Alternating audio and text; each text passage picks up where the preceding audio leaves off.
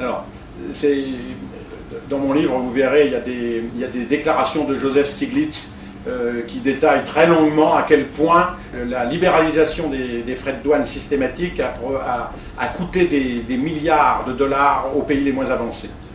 Et moi, par mon expérience professionnelle, j'ai eu accès à des prix de revient agricoles. Et j'ai donc un petit tableau dans mon ouvrage où je compare les prix de revient et la structure des prix de revient, c'est-à-dire les semences, le machinisme, la main-d'œuvre, etc., du blé américain, et je mets en face les prix de revient du sorgho ou d'une céréale lambda à 100 km au nord de Dakar. Hein. Et quand vous comparez ça, et avec, je peux vous dire, une main-d'œuvre négligeable, hein, vous pouvez mettre 0 de coût de main-d'œuvre, parce qu'on a tendance à dire, mais attendez, de toute façon, on ne pourra jamais battre les pays qui ont des prix de revient de main-d'œuvre quasi nuls. C'est faux. Et on s'aperçoit qu'à cause du déficit de transfert de technologie dont souffrent ces pays-là, eh bien, même avec une main-d'œuvre très peu chère, ils ont des structures de prix de revient ramenées à la tonne produite par hectare qui est beaucoup plus élevée que le blé qui arrive, même après avoir traversé l'Atlantique. Et j'ai tous les prix de transport dans mon ouvrage qui montrent à quel point il y a une concurrence absolument dramatique. Et j'ai fait un scénario où je mets 50 $ de frais de douane à l'importation.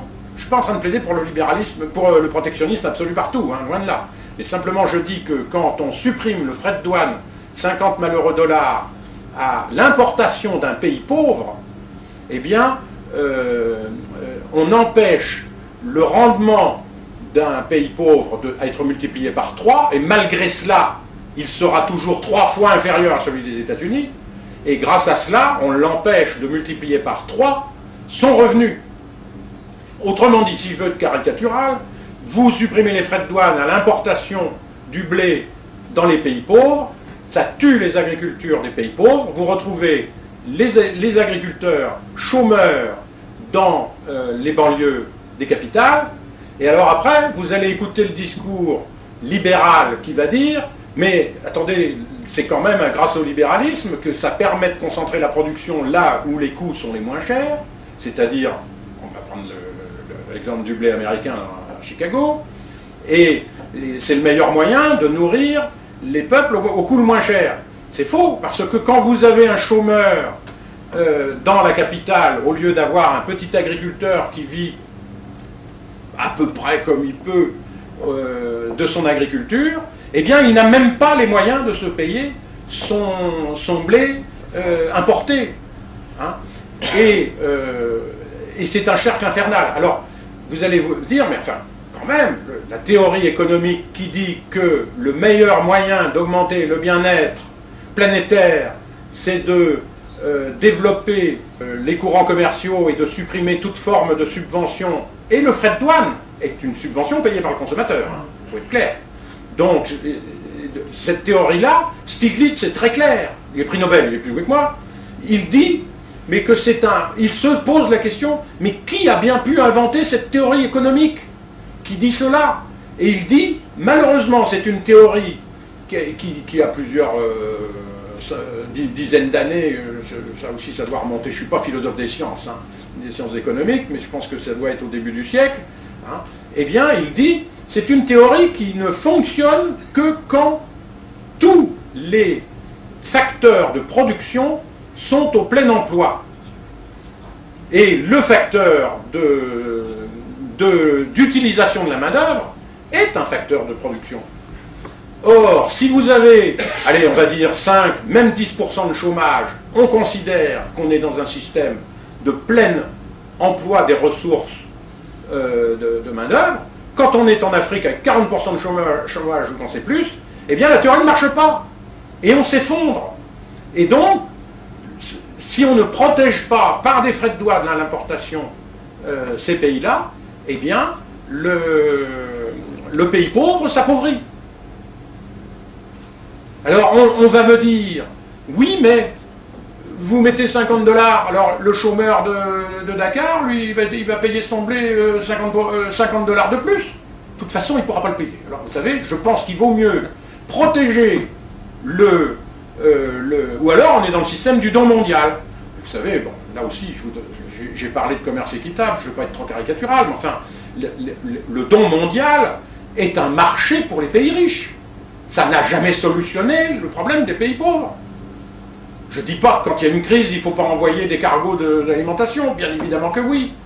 Hein, mais ce n'est pas structurellement la solution.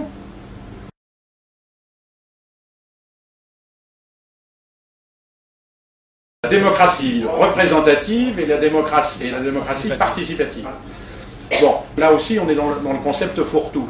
Bien évidemment que je suis pour la démocratie représentative, c'est-à-dire je crois au scrutin majoritaire, je pense que c'est quand même un bon système, hein, même si bon, il y a de temps en temps des bémols, mais et bien entendu, je crois aussi à la démocratie participative au sens où je pense que c'est bon de pouvoir participer à la vie publique.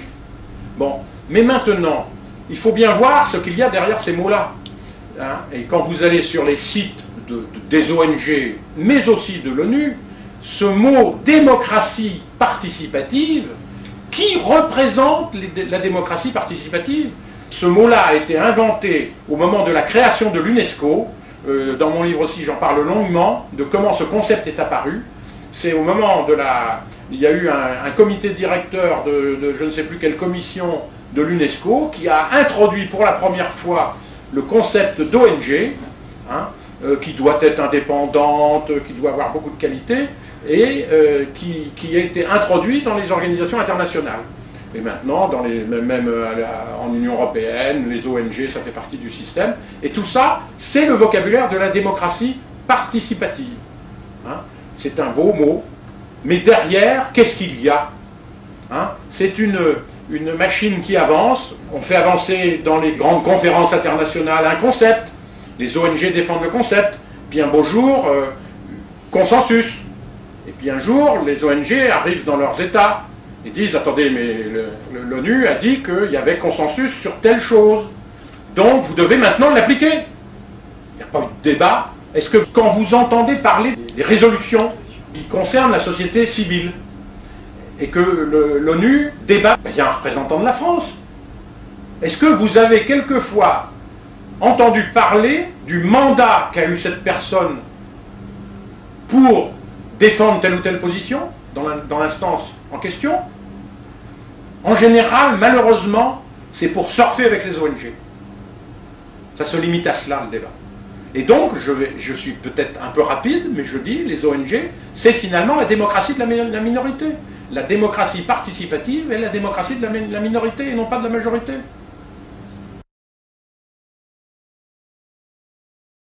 Je partage tout à fait ce que vous avez dit.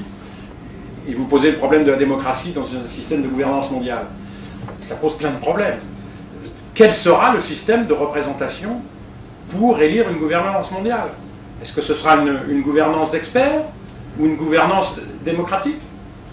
Je vais même plus loin. Aujourd'hui, on a le G20 qui nous parle de la crise monétaire internationale. Alors on dit il faudrait arrêter l'hégémonie du dollar, il faudrait une monnaie mondiale.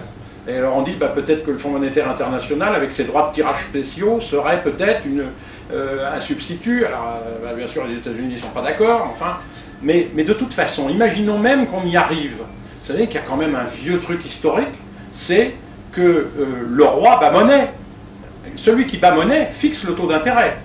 Ou bien le taux d'intérêt est bas, ou bien il est haut, ou bien il sert l'intérêt du rentier, ou bien il sert l'intérêt de l'investisseur. C'est par essence un pouvoir politique. Or, si le roi bat monnaie, et si nous avons une monnaie mondiale, qui sera le roi du monde? Je me pose la question. Hein? Donc, je pense qu'il va bien falloir arriver à régler des problèmes monétaires mondiaux. Et cette gouvernance mondiale, je me pose toujours aussi la question, étant donné qu'elle est en train d'avancer, et peut-être même que dans la salle, vous avez des points de vue différents, peut-être qu'il y en a qui sont favorables à cette gouvernance mondiale, mais favorables pourquoi? Pour régler des problèmes mondiaux. C'est très curieux. C'est très curieux comme l'écologisme est le problème idéal, parce qu'il est planétaire. Alors on dit, il y a un problème écologiste, et ça sert la gouvernance mondiale. Donc je ne dis pas qu'il n'y a pas de problème à régler par des systèmes de gouvernance mondiale, mais je pense qu'il ne pourra pas y avoir de gouvernance mondiale s'il n'y a pas le principe de subsidiarité qui prime tout. C'est-à-dire, quels sont les problèmes qui ne pourraient pas d'abord être réglés par un principe de subsidiarité? Il faut se poser la question avant de dire « Ah bah oui, il y a des problèmes, donc il faut une gouvernance mondiale et c'est urgent. Hein » Pensons à la subsidiarité. Votre question sur le principe de précaution, là aussi c'est un peu un truc fourre-tout. Vous et moi, vous allez vous dire que en cas de risque avéré, eh bien la gestion de l'environnement doit être prise en compte de façon raisonnée. Hein. Et ça va être tout sauf un principe d'inaction, ni un frein à l'innovation.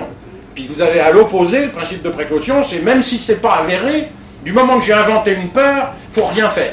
Donc attention, le principe de précaution peut être une paralysie de l'action, et ça entretient souvent des réflexes de peur, et donc moi c'est pour cela que je préfère parler d'études des bénéfices et des risques. Parce que là on est dans la raison. C'est toujours le thème qui m'est cher, c'est l'écologie de la raison. L'eau, il n'y a pas de problème d'eau en France. Il n'y a pas de problème d'eau dans le monde. Nulle part. Hein. Il y a un problème d'accès à l'eau, ce qui n'a rien à voir. Il y a 1 milliard de personnes qui n'ont pas accès à l'eau. Il y a pire. Il n'y a pas d'accès à l'eau potable. C'est-à-dire, il y a un problème d'assainissement. Il y a 2 milliards de personnes qui n'ont pas accès à l'assainissement. Hein. Donc l'eau, ce n'est pas un problème. Il me faut 50 mètres cubes par habitant par an pour mon robinet. Il m'en faut 1000 pour arroser les agricultures pour me nourrir. Il en pleut 10 000 par an, par habitant. Il n'y a pas de problème d'eau. Alors que ça ne pleuve pas toujours au bon endroit. Oui, ça pleut peut-être un peu plus dans le haut de l'Himalaya, et du coup ça coule au Bangladesh. Le Bangladesh, il n'a pas de problème d'eau. Il a un problème d'accès à l'eau saine. C'est pas du tout la même chose. Donc, me parler d'un droit à l'eau, je dis c'est un mensonge. Parce que ça crée l'illusion que l'eau est gratuite. L'eau a un coût. Puisque c'est un problème d'accès. Donc l'eau a un coût, et avec 10 milliards de dollars par an pendant 10 ans, on a réglé le problème de l'accès à l'eau mondial. Bon, alors ça se trouve comme ça. Mais c'est un problème politique, c'est un problème économique. Donc c'est pas un problème écologique. La géopolitique et l'écologie et les problèmes de migration, les thématiques-là sont des problèmes mal posés. Hein. C'est un problème de développement, une fois de plus. Si on veut éviter des migrations, il faut favoriser le développement. Hein. Donc est-ce que nous faisons bien les choses? Qu'il y ait des calamités naturelles, c'est pas nouveau. Hein. Vous savez, il y a les historiens des calamités naturelles vous racontent des choses qui se sont passées en Chine au Moyen-Âge, et des tas de choses. Il y a eu des migrations par des calamités naturelles. Alors, je ne sais pas si le Bangladesh est inondé, et si jamais le niveau de la mer monte, ce qui pour moi est encore très clair dans ma tête, peut-être qu'il y aura des migrations, mais je pense que d'abord, ce sera un problème de développement. Si le Bangladesh est développé, et si on a réussi à avoir une logique de développement du Bangladesh, il n'y aura pas de migration écologique. Donc il faut d'abord avoir une politique de développement avant de nous faire peur avec attention, si on ne règle pas le problème écologique, on aura des migrations. Non, je pense qu'il faut prendre le problème à sa source, c'est-à-dire une problématique de développement. Mais ce qui me fait plaisir, c'est qu'il y a eu 1 ou 2 questions où je suis rentré un peu dans le détail, et que j'espère que vous ne gardez pas l'image de quelqu'un qui est provocateur. Je vous assure que tout ça est réfléchi et que j'essaye d'être cohérent dans mon discours.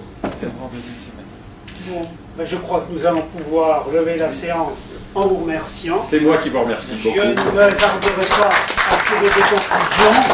Il y a un ensemble de questions et je crois que ça nous ouvre de nombreuses pistes de réflexion. Merci. Bonsoir et merci. Merci beaucoup. Je te poursuis.